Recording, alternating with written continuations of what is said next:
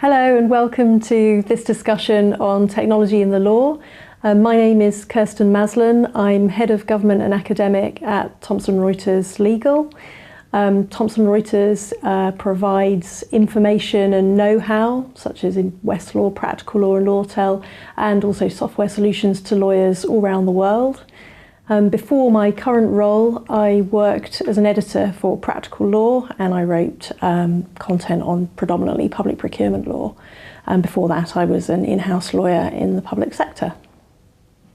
Hello, my name is Charles Christian. I began my career in the legal sector as a barrister many years ago. However, for most of my career, I've been a legal and technology journalist specialising in online legal services and reporting developments in law office automation. I'm the founding editor and publisher of the Legal IT Insider newsletter. Hi, I'm Jimmy Vesberg. I'm a technologist with an interest in law tech, the founder of Legal Geek. It's the biggest community of law tech startups in the world. We have over 1,000 members and we run events like hackathons and we create some structure around the startup world for organisations to tap into. I'm also here with another hat on. I have a startup called Flex and we place students doing the LPC and LLM on demand into law firms to get paid work experience during their studies in an Uberized model.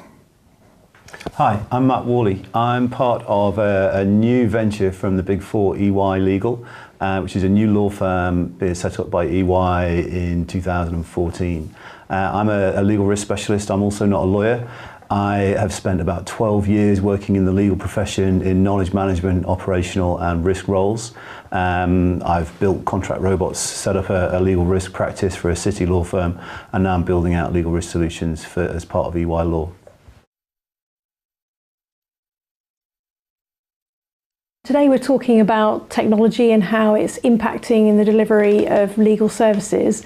So perhaps the best place to start is looking at the drivers for change in the legal profession, which is perhaps not the most innovative industry, but is nonetheless subject to quite significant change at the moment. So perhaps starting with clients and how their expectations have changed.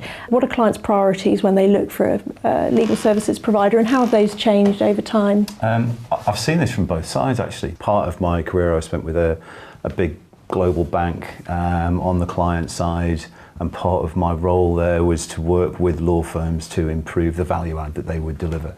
So the knowledge services, the free time, the use of secondees to augment our resource. There's a huge variety of services that we would expect them to give.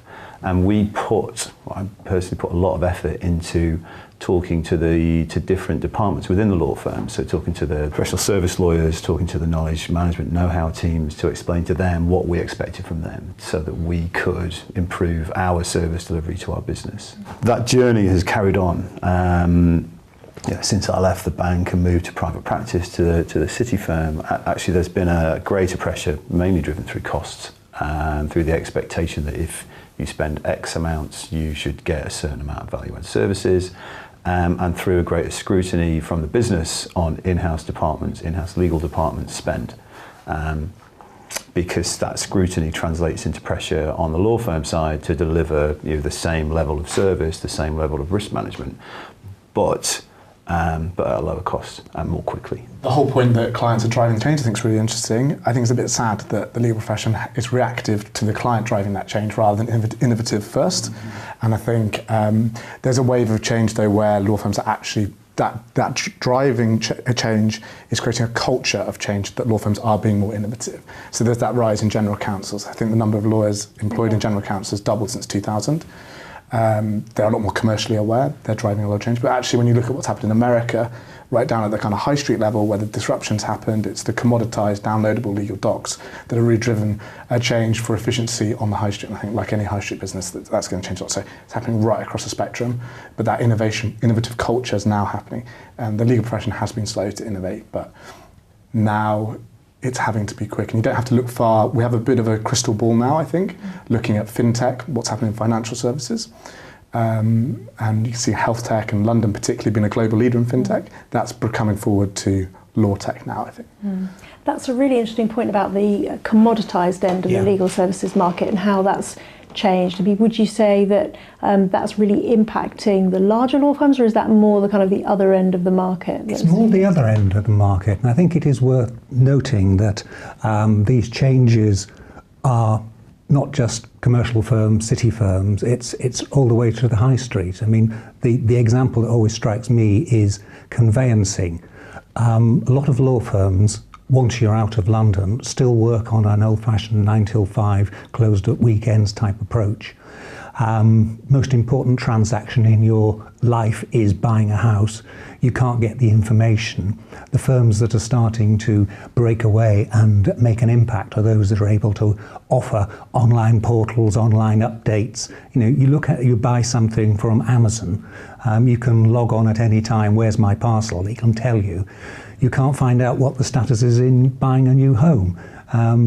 And so this whole driver is coming through that way. And we expect now to be able to talk to our lawyer via email, not go down to the high street and make an appointment and see the guy.